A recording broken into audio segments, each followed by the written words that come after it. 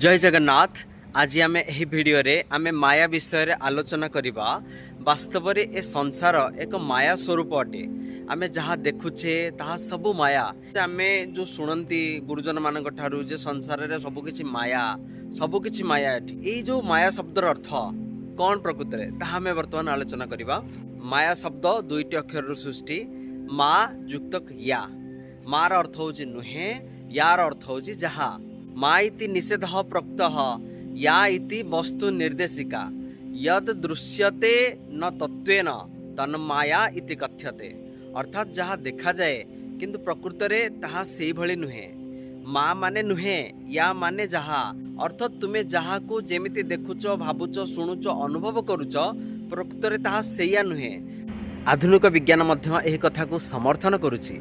वर्तमान आमे देखिबा आमे केमिति सब भ्रमात्मक ज्ञान अनुभव करुछंती बा भ्रमात्मक ज्ञान सब प्राप्त होउछंती आमर इंद्रिय मानक द्वारा। आमे जो मेंटली परसीव करुछन जे वास्तव संसारटा एमितिया बा सब किछि देखिबाकू बा सुनिबाकू बा बुझिबाकू एमितिया इंद्रिय मानक द्वारा किछि इनफॉरमेशन नै कि ब्रेन आमको जो इंटरप्रेट करूछि, जो व्याख्या दउछि, वास्तव रे ताहा केते भ्रमात्मक वर्तमान से विषय आलोचना करिबा। ए संसार जे प्रकृति रे मायामय ए कथाटा बुझीजिबा निहाती आवश्यक। ଏହା ଜାଣିବା ଦ୍ୱାରା ଆମ ମନରେ ସଂସାରର ଅସଲ ସ୍ୱରୂପ ଜଣାଯିବ।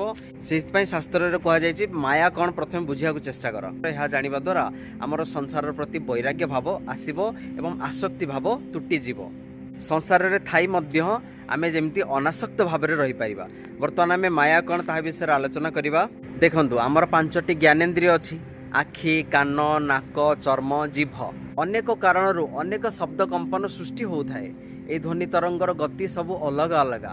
যে ধ্বনি কম্পনর আবৃত্তি প্রতি সেকেন্ডে 20 ରୁ 20,000 হর্জ পর্যন্ত থাকে তাহাকে মনিষর কান শুনিপারে, মানে আমি শুনিপারନ୍ତି। ଏହା ଅପେକ୍ଷା ଅଳ୍ପ କିମ୍ବା ଅଧିକ ଗତିଯୁକ୍ତ ଧ୍ୱନି କମ୍ପନକୁ ମଣିଷର କାନ ଶୁଣିପାରେ ନାହିଁ।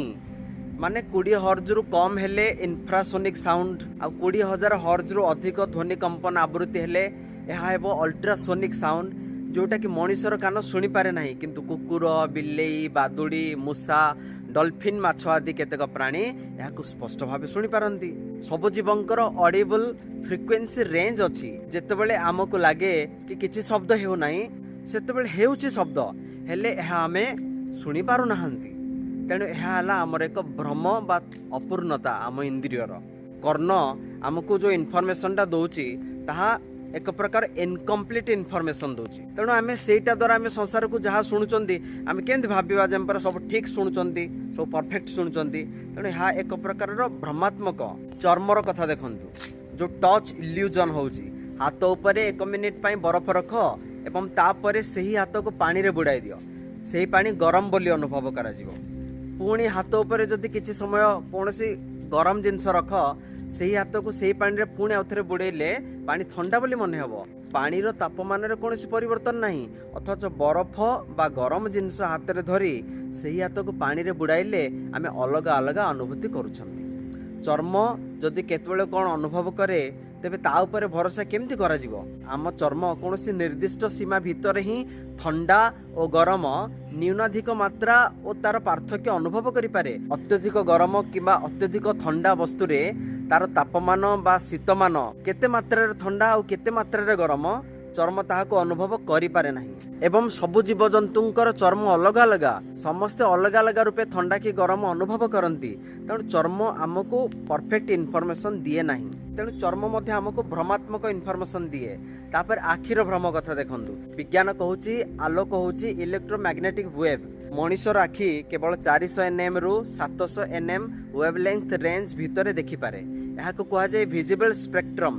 एहा बाहर अछि infrared, ultraviolet, x ray, gamma ray, किंतु आमे सेगुड़िक देखि पारु नाही। हेले अजगर साप, महुमाछी, प्रजापति आदि किछि जीव अछंती, एमान सब देखि पारंती। जेउटा आम दृष्टि रे नाही सेटा तांको दृष्टि रे धरा पड़े। आम आखि सघन रात्रि रे घोर अंधकार अनुभव करे और ताहा किछि देखि पारे नाही। किंतु ठीक सही परिस्थिति रे पेचा, बादुड़ी और चिताबाघ भल रूपे देखि पारंती। विज्ञान कहे जगत रे सर्वदा सर्वत्र आलोक विद्यमान रही। अंधकार नाम कौन जिनिस ए जगत रे नहीं। मଣିषर आखि एक निर्दिष्ट सीमा भितर ही आलोकर कंपन को देखिपारे। आलोकर गति मଣିଷ आखिर देखिबा सीमा ठारू अल्प हो गले से अंधकार अनुभव करे। आकाश रे अनेक रंगर भिन्न भिन्न गतियुक्त आलोक कंपन रही। मଣିषर आखि सेथिरु अति अल्प अर्थात 7टी रंगर आलोक कंपन को देखिपारे। बड़का आलोक कंपन को देखिबारे आम आखि अक्षम। कामल रोग धरले सबु जिनस हलदिया देखा जाए। आकाश आम आखिर नील रंगर गोलाकार परदा भली देखा जाए। यह कौन ठीक कि आम आखि साहाय्य जेतिकी देखिपारू आकाशर सीमा कौन प्रकृत में सेतिकी? तारा माने आम आखि को खूब छोट देखा जाती। वास्तव कौन तारा माने सेतिकी छोट कि? सेमाने कौन समतल क्षेत्र में बिछाई होला भली अवस्था पड़िछंती कि तारा माने? आकाशर रंग कौन प्रकृत में नील कि? विज्ञान अनुसार ए सबुर उत्तर है नहीं। वास्तव में एमती नुहे। जो आखि आमको यथार्थ अवस्था ठारू अलग किछि देखाए और भ्रम उत्पन्न कराए से आखि विषय आउ कौन बा कहवा। तेणु ताहा मध्यम आम भ्रमात्मक इनफर्मेशन कलेक्ट करती। आम आखि भिन्न भिन्न वस्तुर भिन्न भिन्न रंग देखु थाए। से वस्तुगुड़िकर रंग प्रकृत में कौन ताहा? आम आखि जो वस्तुर रंग देखिपारे अन्य जीव माने कौन सही रंग देखिपारती? निसंदेह ताहा नुहे। सेमाने सेमती देखिपारंतिनी। प्रकृत तथ्य है कौन सी वस्तुर रंग नहीं। विज्ञान अनुसार अणुर विशेष धरणर संरचना ही विभिन्न प्रकार वस्तु रूपे गठित होइछि। अणुर कौन सी रंग नहीं ताहले रंगीन कौन? वस्तुगुड़िक सूर्यंकर धला किरण को आत्मसात करुचंती। से गुड़िक सही किरणर कौन एक रंग को प्रतिबिंबित कर दियंती, रिफ्लेक्ट कर दियंती। जेमिति कि गछर पत्र आमको सबुज देखा जाए कारण से गुड़िक सूर्य किरण रे थिबा सबुज रंग को आब्जर्व न करि पारि रिफ्लेक्ट कर दियंती। तेणु आमको पत्र सबुज रंग देखा जाए। मनुष्य और पक्षी मानक आखिर गठन अति सूक्ष्म। मनीष आखिरे रंग चिन्हिया पई 3 प्रकार विशेष सेल बा कोष थाए जहाको कोन्स कहा जाए। एही 3टी कोन साहाय्य आमे नाली सबुज नील रंगर मिश्रण सबु रंग देखु। याको ट्री क्रोमासी कहा जाए। किंतु अधिकांश पक्षी पाखरे 4टी कोन थाए टेट्रा क्रोमासी। एही चतुर्थ कोन जोगु केतेक पक्षी अति बाइगणी रश्मि अल्ट्राभायोलेट रे को मध्य देखि पारंती जहां मनीष आखि देखि पारे नाही। गोटे जंगल बा फूल आमको जेमती देखा जाए पक्षी मानक ताहा सेमती देखा जाएनी। ताहा से मानक अधिक रंगीन और अधिक स्पष्ट भाव देखा जाए। पक्षी माने मनीष ठारू अधिक रंग बहुत भल भाव देखि पारंती। नाकर अवस्था मध्य देखंतु आमे केतेक वस्तु गंधहीन हेबा कथा जानिछु। वस्तु तो सेथिरे गंध भी थाई पारे जोटा कि आमे किंतु जानि पारु नाही। हमर सेतिकी रेंज नाही। आम नाकर सेतिकी पावर नाही। नाकर गंध बारिबार जो शक्ति अछि ताहा मध्य भिन्न भिन्न। और केतेक लोकंक पई पियाज आउ रसुणर गंध केतेक लोकक पई रुचिकर आउ केतेक लोकंक पई अरुचिकर। आनोजमिया रोग हेले हमर स्मेलिंग पावर बा सुंघिबार शक्ति पूरा कमी जाए। तेणु कौनसी वस्तुर वासना में जमा भी जानी पारंतिनी। वास्तव में वासना थाए किंतु आमर इंद्रिय मानकर शक्ति बा क्षमता सेतिक लिमिटेड अछि जोटा कि आमे जानि पारु नाहंती। आम जिह्वा स्वादर अनुभूति देई थाए ताहा मध्य वास्तव नुहे। मुखर स्राव खाद्य पदार्थ सहित मिसी एक विशेष धरणर सम्मिश्रण सृष्टि करे। मस्तिष्क ताहाकू स्वाद रूपे अनुभव करे। जदि वास्तव तथ्य ଏହା तेबे निम्ब पत्र मनुष्य को पिता लगे हेलो अट को स्वादिष्ट लगे। आमको जहाँ खटा लगे अन्य जीव को ताहा मीठा भी लगे। यार अर्थ जीव पदार्थर वास्तव स्वाद जानी पारे नहीं। भिन्न भिन्न प्राणी निज जीवर गठन अनुसार स्वाद को अनुभव करिथांती। समस्तंकर टेस्ट बड्स अलग अलग। आम पार्टी रे घा हेले ज्वर हेले अजीर्ण हेले किंबा गुड़ुमार बोली गोटे गछ अच्छी तार चेर खाईदेले जीभ को मूर्छित हो जाए।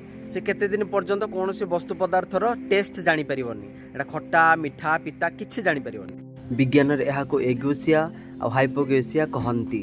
तेणु आम जीभ जेमिति जो स्वाद अनुभव देउची यह भ्रमात्मक। आमे जहाँ अनुभव करचंती अन्य जीवजंतु ताहा अनुभव करंती नहीं। आउ आम जीभर मध्य गोटे लिमिट भी अछि। प्रत्येक मनुष्यर प्रत्येक जीवजंतुर गोटे निजस्व दुनिया रही। से दुनिया को से निजे तैयारी करे और से रमण करे। गोटे दृष्टि यह सत।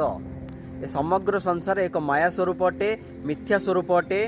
परम पूज्य श्री आदि शंकराचार्य कहिथिले ब्रह्म सत्य जगन मिथ्या। एठी मिथ्या माने यार अस्तित्व अस्थायी अटे, नित्य परिवर्तनशील अटे। यहाँ को उपनिषद रे रस्सी आ सापर उदाहरण दे कह जायछि।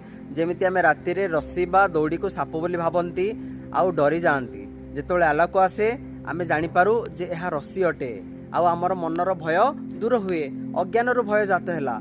जेमिति स्वप्न देखला बेले आमको सत्य लागे हेले जागृत हो गला पर सब मिथ्या लागे। ए संसार सेमिति मिथ्या। सेमिति मायामय अटे। मरुभूमि रे जेमति पानी थिबार भ्रम हुए हेले पानी न थाए, ऑप्टिकल इल्यूजन हेले जेमति चित्रटिए चालिला परि हमको मन हुए किंतु वास्तव रे से चित्र चालू न थाए किंतु हमको भ्रम होई थाए। वास्तव रे संसार स्वरूप मध्य सेमिति नित्य परिवर्तनशील। श्रीमद् भगवत गीता रे कहा जायछि 2 नंबर अध्याय 16 नंबर श्लोक रे ना सतो विद्यते भावो ना भव विद्यते सतः, अर्थात जहाँ असत्य सेथिरे स्थायित्व नहीं। शास्त्र रे एही विश्व को इंद्रजालम इव विश्वम बोली कहा जायछि। एही विश्व इंद्रजाल परि अटे, तेणु एहा हैला माया। आमे जो अहंकार करूचे मु मोर शरीर मोर घर गाड़ी कोठा टंका पैसा मोर जमीबाड़ी, आमे सेमिति मोर मोर कहि के मरी जाउछे। केते लोक सेमिति आम परि मोर मोर कहि ऑलरेडी मरी सारलेनी। एहा भी एक भ्रम। आम आध्यात्मिक शास्त्र एमिते मायार व्याख्या करे। श्रीमद् भगवत गीता रे 7 अध्याय 14 नंबर श्लोक रे कहा गला दैवी हेसा गुणमयी मम माया दुरत्यया मामे वजे प्रपद्यन्ते माया मेताम तरन्ति ते। भगवानंकर सत्व रज तम स्वरूप माया को केही जीति पारिबे नाही, हेले भगवानंकर शरणापन्न हेले से माया दूर हुए। अर्थात जीव अज्ञान निद्रारु जाग्रत ही वास्तविक तत्वदर्शी ही आत्म कल्याणगामी होइथाय। आउ शेषरे आमे गोटे कथा जानिबा दरकार, आमे संसार रे जहाँ देखुचे शुणुचे अनुभव करुचे वास्तव में यह नित्य परिवर्तनशील। आउ आमे जेमिति संसार को देखुचे सब जीव माने सेमती देखंतिनी, समस्ते भिन्न भिन्न भाव ही देखि थांती। सेतिपय तो कहगला ये संसार होची माया स्वरूप मायामय अटे। तेणु आमे जो कहूचे जहाँ न देखिबा बेनी नयने परते न जीव गुरु वचने, ताहले जदि भगवान अछंती आत्मा अछि ताहले भगवान हमको कहीं देखा जाउ नाहंती। अरे ये सब बेकार कथा। एमती बहुत जिनस अछि आमे ताकू देखि पारंती नाही। जेमिति राशि भितर तेल अच्छी किंतु खाली आखिरे देखा जाउनी, किछि साधना कले आमे देखि परिबा, अर्थात ताको पेडिले आमे देखि परिबा। घिओ भितर लहुणी अच्छी खाली आखिरे देखा जाउ नाही, ताकू जाई कि मंथन कले आमे देखि परिबा। ठीक सेही बळी भाबरे भगवान को मध्य आमे देखिबा को हेले बा आध्यात्मिक विद्या आध्यात्म शास्त्र को बुझिया को हेले हमको साधना करिया पड़िबो, ताहले आमे बुझी परिबा जानि परिबा। माया संबंधी ए वीडियो जदि भल लागिला ताहले कमेंट करंतु, आउ लाइक करंतु, शेयर करंतु। आउ आमर आगामी वीडियो देखिबा पई आम चैनल को सब्सक्राइब करंतु। आगामी वीडियो रे हमें भागवतर शॉर्ट प्रश्न विषय आलोचना करिबा, भागवत केमती आरंभ हैला से विषय आलोचना करिबा।